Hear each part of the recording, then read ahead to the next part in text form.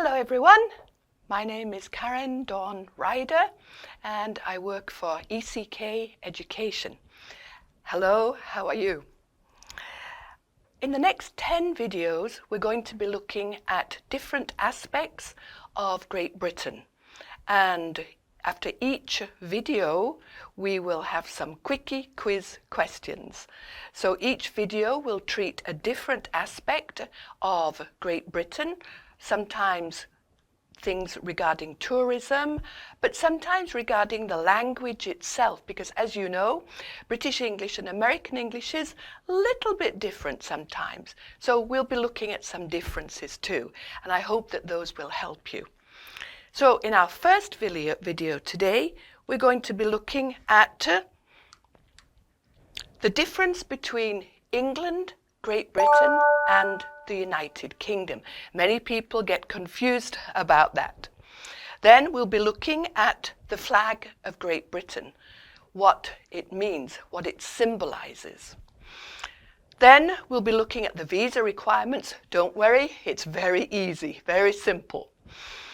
Then, of course, the terrible problem of British weather. Everybody knows about British weather, so we'll be talking about that. Is it really foggy and rainy all the time?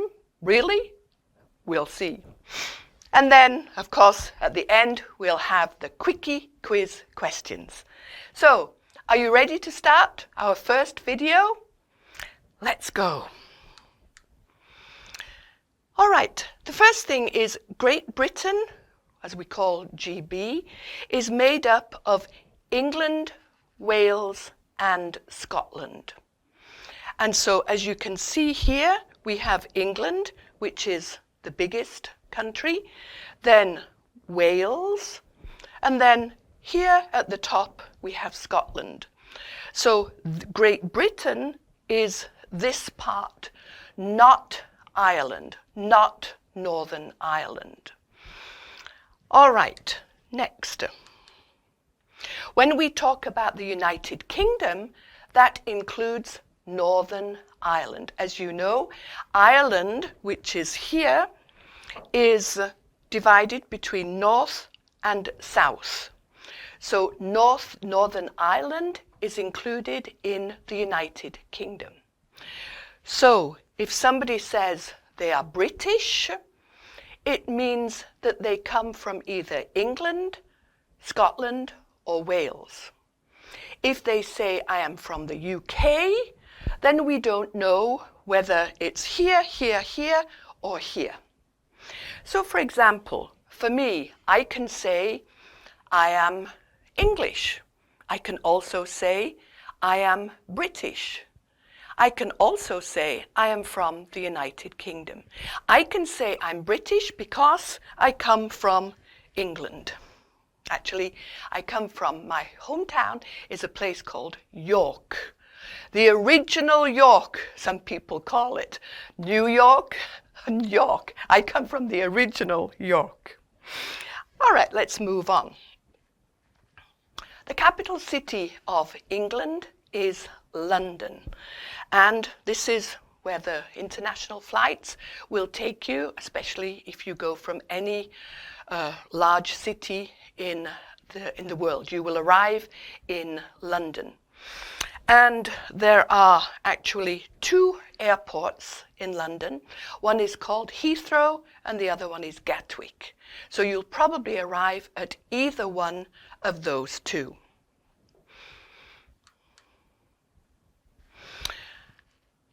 An interesting point is that London, the population of London, is approximately 9.5 million, which is similar to Seoul.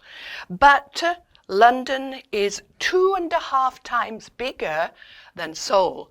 So that's the reason why in Seoul we feel so crowded, because there's maybe 10 million, 9.5 or 10 million people, but it's 2.5 times smaller than London. So if you go to London, you might think, oh, not so many people, because if you compare it to Seoul, then it looks really very spacious. Next. The flag of Great Britain, the United Kingdom, is called the Union Jack, and it combines the three countries of Great Britain. So this is called the United Kingdom. Ireland has a separate flag. So when you see this flag, British people will be very proud if you say to them, "Oh, look, it's the Union Jack." Oh, they will be very surprised that you know that word, the Union Jack. All right, so the flag of the United Kingdom, we have here's a mixture. It's a combination of the three countries, the four countries actually. So we have England, Scotland. So England is the flag of St. George. They make the flags after saints. So the flag of St. George, Scotland, St. Andrew. And then Ireland, which is like this, which is St. Patrick. As you know, I think there is St. Patrick's Day too, sometime in March, if I believe March 17th, I think. And all these are combined together to make the Union Jack. Now, if you watch the World Cup and only England is playing, then of course you will see only this flag. Some of you maybe have seen that in the soccer, in the football games, where there's only this flag.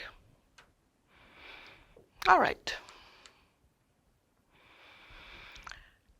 Regarding visas, so as I told you at the beginning, you don't need to worry about visas. For South Koreans, you do not need a visa to travel to Great Britain. You are allowed to stay for 6 months for either travel or as a student. Now, so that's a long time. So if you want to stay longer, then you have to apply for a visa. But I think that most of you, if you're going there on business or for travel, you will not be staying for more than 6 months. However, you have to remember that your passport should be valid for 6 months after your arrival. So if you arrive on January 1st, that your passport, you don't need a visa, but your passport should be valid until June or after June.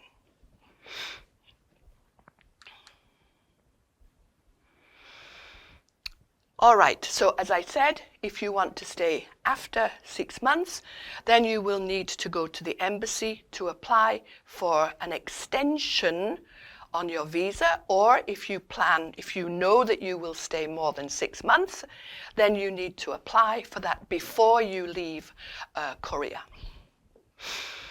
So your passport should be valid for at least 6 months from your departure date. So be careful with that.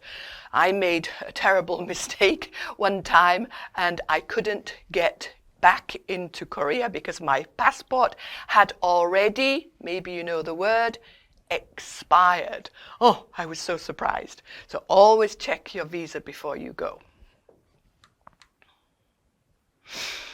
As I mentioned earlier, there are 2 major international airports in London, Heathrow and Gatwick. So from Seoul, you'll probably arrive at either one of those 2. And it's easy to get into London. There are buses, but there are also regular trains. And it's very easy to take the train from either Heathrow or Gatwick straight to the centre of London. Probably you will arrive at King's Cross station, that's one of the big stations, train stations, or Victoria.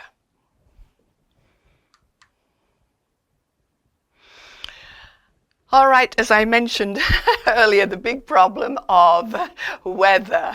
And everybody in Korea says to me, "Oh, doesn't it rain always in England? Isn't it foggy in England?"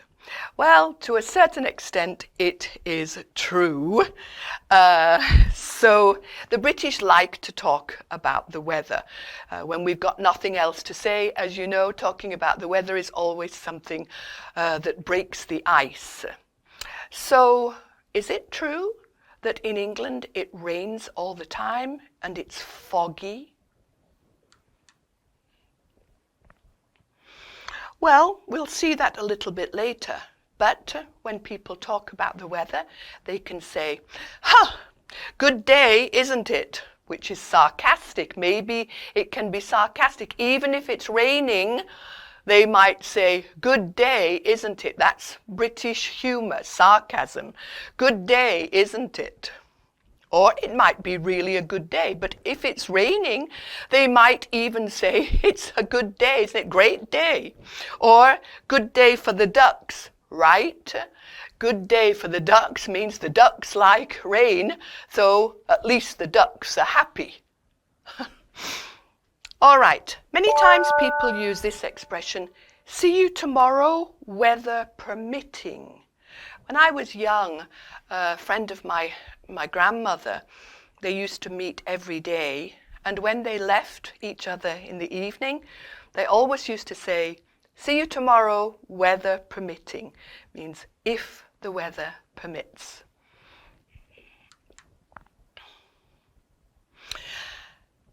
The weather in England is changeable, maybe because it's an island, and the weather changes a lot. So one minute it can be sunny, and then the next minute it can rain. Very, very changeable weather. Maybe like Jeju Island. I'm not sure. I've never spent a long time on Jeju, but I've heard the weather is very changeable there too.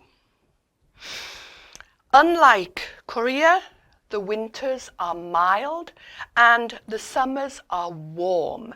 And when I say warm, for example, now in Korea it's the summertime. I don't know when you will be watching this, but it's the summertime right now, the time of filming, and the temperature is very high. It's in the 30s. In England, it's around 16, 19. So it's very pleasant. So I recommend that if you want to go to England, probably you might want to try to go in the summer, because that's when the weather is the best. The other days, it can rain more than Korea, So not the heavy rain, but what we call in English drizzle. Drizzle is that little rain coming down like this. Not a big, it would be better if it just came one time like that and then we could get over it and enjoy the day. But no, it's kind of drizzle. But you've got a better chance in summer for it not to rain so much. So I recommend, if you can, to go in summer. But the winters are not cold. You won't get ice and the Siberian wind like we get in Korea sometimes. So the weather is very similar all year round.